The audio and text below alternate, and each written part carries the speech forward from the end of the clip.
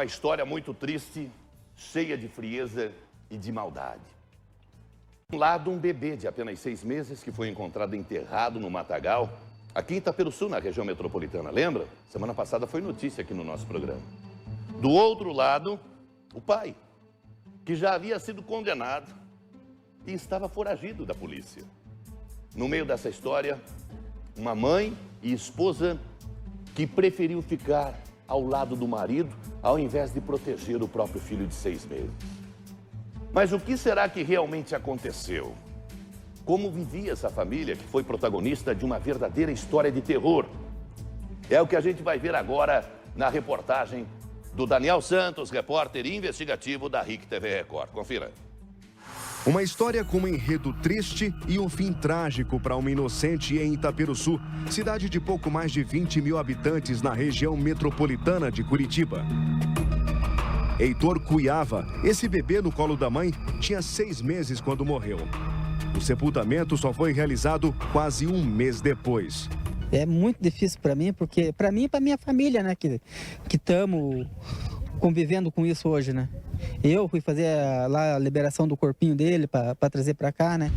Rafael Cuiava e Luzia Prestes, pai de Heitor, contaram à polícia que a criança se afogou durante o banho. Um banho nele, e daí ele foi nisso que ele se afogou, assim, né? Se afogou, sei lá.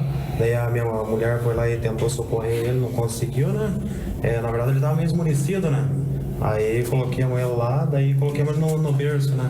Ah, mas como que um pai de uma criança de 6 meses não consegue ver que o próprio filho está morto? Na verdade ele faleceu, mas depois não morreu na hora, né?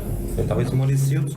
Nem a tia acredita nessa versão contada pela irmã e o cunhado dela. Não, porque eu tenho um bebê de 4 meses, meu bebê não cabe deitado na banheira mais. Ele fica sentadinho na banheira. E não tem lógica de um bebê morrer afogado. Ele já estava com 6 meses, não tem lógica. O problema é que eles ocultaram a notícia da morte e o corpo do bebê nessa pedreira, na mesma região em que moravam. O motivo? Rafael era foragido do sistema penitenciário do Paraná e não queria saber de polícia na casa deles. A mãe se omitiu e colaborou com os planos do marido. A tua esposa não chamou a polícia porque queria te proteger, para você não ser preso porque você estava foragido. Não era mais fácil você sair de casa aquela semana e a tua esposa poder chamar a autoridade? Podia ter feito isso. E por que não fez? Na hora a gente não pensa muito direito, né? Se a criança está passando mal ou aconteceu alguma coisa, você sai correndo com a criança no colo e já chama os vizinhos todos e alguém já vai chamar o bombeiro, o corpo de bombeiro, o SAMU para ir até lá, né? Já vai até um hospital e nada disso eles fizeram. À família e aos vizinhos, Luzia, a mãe, disse que o filho foi sequestrado no início do mês. A prima dela fez essa postagem em uma rede social. Quem conhecia o casal não acreditou na história. As suspeitas chegaram ao dono de um jornal de Itaperuçu. Ele fez denúncia ao Ministério Público e a polícia entrou no caso. Primeiro ela tentou dar essa criança, depois ela tentou fazer uma queixa falsa e juntando os pontos chega a uma conclusão que essa criança tinha acontecido algo de errado com ela. E quem é o casal Rafael e Luzia? Como se conheceram? E por que, segundo a polícia, eles ensaiaram uma explicação sobre a morte do filho Heitor? Luzia Prestes era uma criança de 8 anos quando a mãe morreu. O pai, alcoólatra, não tinha condições de criar os 9 filhos. Ele também morreu há 1 ano. As crianças foram doadas, algumas ficaram com vizinhos e parentes distantes. Nessa época, um casal de Itaperuçu acolheu a criança que vivia em situação de rua em outra cidade, Agudos do Sul, a 70 quilômetros de Curitiba. Luzia ganhava um lar e uma nova família. Luzia morou nessa casa durante 16 anos, até que ela decidiu fugir com Rafael. Luzia trabalhava no caixa e Rafael no açougue desse mercado no centro da cidade. Aqui eles se conheceram e se apaixonaram.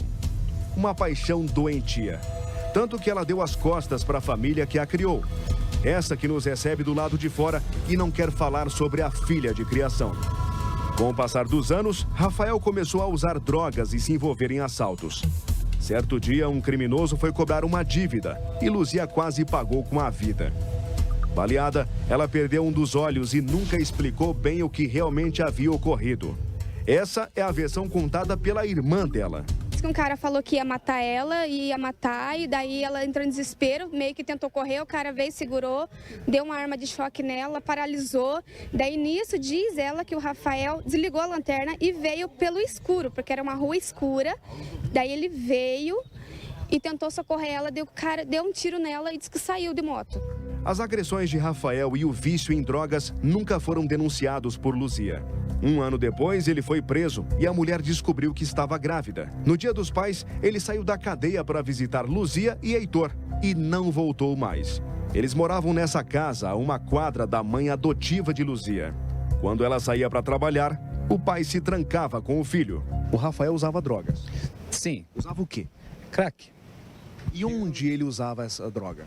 Bom, na casa dele, porque ele não tinha outro lugar para ele usar, né? A gente sabia, né, que ele usava ali sempre dentro de casa e perto da criança, né? Isso que é o mais triste, né? Dias antes de Heitor desaparecer, Luzia tentou doar o filho. Ela ofereceu a criança para 3 famílias. Todas temiam o comportamento do pai. E eu me arrependo, porque eu não peguei aquele anjo para mim.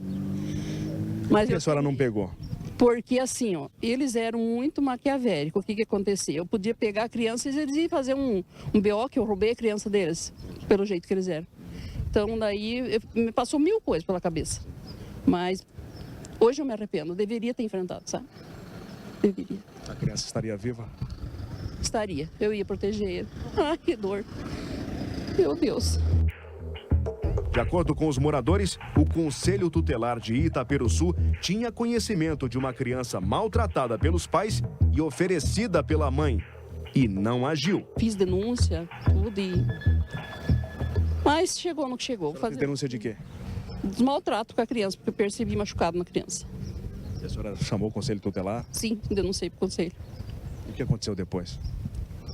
Olha, eles iam lá na casa dela, inclusive foram lá para pegar a criança, ela não quis doar para eles. E daí ele estava sempre fechado com a criança lá dentro, até inclusive eu até falei para a conselheira, leve a polícia. Pegue a polícia e leve para ver se não abre a porta. Diante da inércia das autoridades locais, o pior aconteceu. Ao serem pressionados pelos vizinhos que perguntavam o tempo todo sobre o paradeiro da criança, o casal Rafael e Luzia se mudou aqui para o bairro Monte Santo, em Almirante Tamandaré. E aqui os dois permaneceram até a última semana, quando o caso foi descoberto. A gente não ouviu mais nada do choro de criança. E daí, o que aconteceu? Eles não apareciam mais em casa. Não viam mais eles, sabe? Sumiram, bem dizer. E daí o que acontece? A gente começou a perceber que da criança não foi nós, né? Os parentes, né? Quando eles se mudaram daqui, poucos dias depois, eles se mudaram, mas estava só os dois se mudando.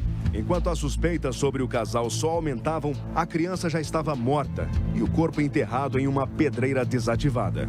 De acordo com as investigações da polícia, o corpo da criança saiu dessa casa nas primeiras horas de uma manhã, estava enrolado no lençol e nos braços do pai. A mãe também estava acompanhando. E daqui, eles levaram o pequeno Heitor para um morro que fica lá no alto, a cerca de 1.500 metros da casa onde eles estavam morando. Os pais indicaram onde estava o corpo do bebê, numa cova de pouco mais de 1 metro de profundidade. As tentativas de se livrar da punição pela prática de assaltos não deu certo. Rafael está preso novamente. Luzia também está na cadeia. O casal vai responder pelo crime de omissão de socorro e ocultação de cadáver. Ele está preso pela temporária e preso pelo outro mandado de prisão que estava em aberto, porque ele estava foragido. Ela vai responder pela essa temporária. O que vai ser feito? Vai ser provavelmente o inquérito policial já tenha sido instaurado, né? E aí vamos ouvir aí o delegado lá de Rio Branco do Sul, que vai presidir esses autos, provavelmente vão ouvir ali os vizinhos, as pessoas conhecidas, saber sobre o comportamento deles ali, aguardar os laudos do IML e os laudos da criminalística e aí encerrar o inquérito, né?